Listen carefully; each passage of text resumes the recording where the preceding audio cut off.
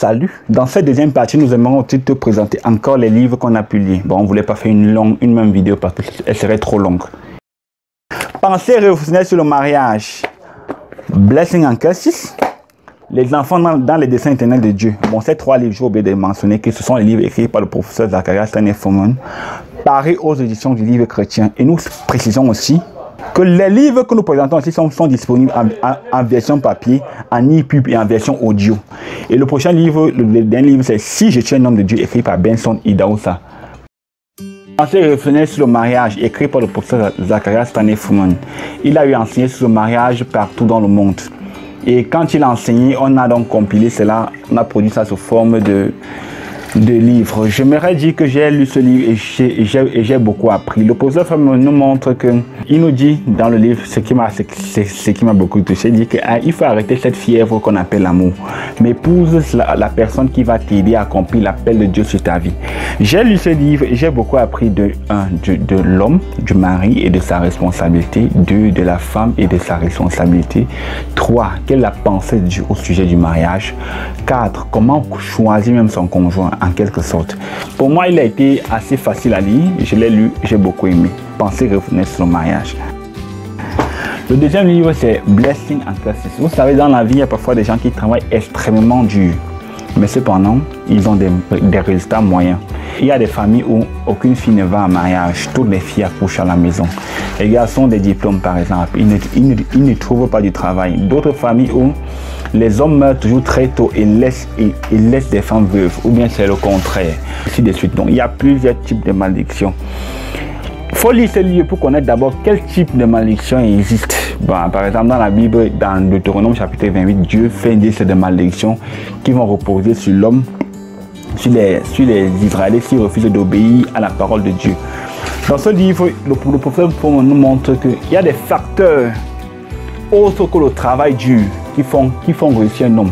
C'est la bénédiction de Dieu. En se basant sur sa vie quelque part dans le livre, il nous montre comment, de manière consistante, Dieu a été à le bénir. Quelles sont les causes de la malédiction? Quelles sont les manifestations de la malédiction dans la vie d'un homme? Et si je suis maudit, comment être délivré de la malédiction? Comment passer de curses vers blessing? C'est-à-dire de la malédiction vers la bénédiction. Si je suis déjà béni, comment être davantage béni? C'est le certain enseignement que le professeur nous montre ici. Moi, j'étais vraiment beaucoup challengé. Le troisième livre, vous savez, lorsque Jésus devait venir sur terre, il n'est pas venu sous forme de la manière la plus majestueuse qu'il soit. Il est venu sous forme d'un enfant. Il est né dans une étable et couché dans une mangeoire. Dans ce livre, le professeur nous montre que les desseins de Dieu sont attachés aux enfants. L'avenir de l'Église repose sur les enfants, le ministère aux enfants, ou bien l'école du dimanche, selon certains ministères.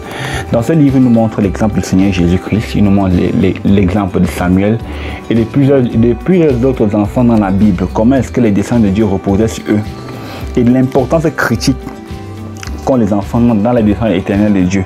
Comment élever les enfants selon les voies du Seigneur. Et toi qui es ministre aux enfants ou bien ministre de l'école du dimanche, comment éduquer les enfants, comment les enseigner de telle sorte que dans l'avenir, ils soient des enfants utiles, des gens utiles dans les mains de Dieu, ou bien pour les desseins éternels de Dieu.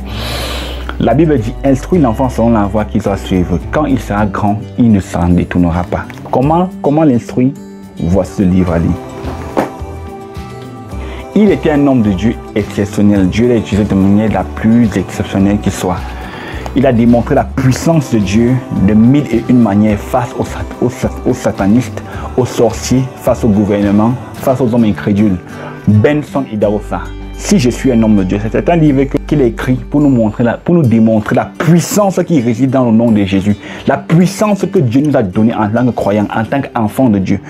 Moi, il a eu à rester 8 mois tout au long de sa vie parce qu'il croyait fermement à ce que Dieu disait.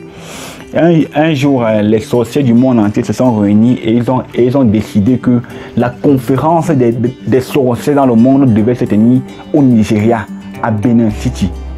Benson Idahosa a dit non, si je suis un homme de Dieu, la conférence ne peut pas se tenir ici.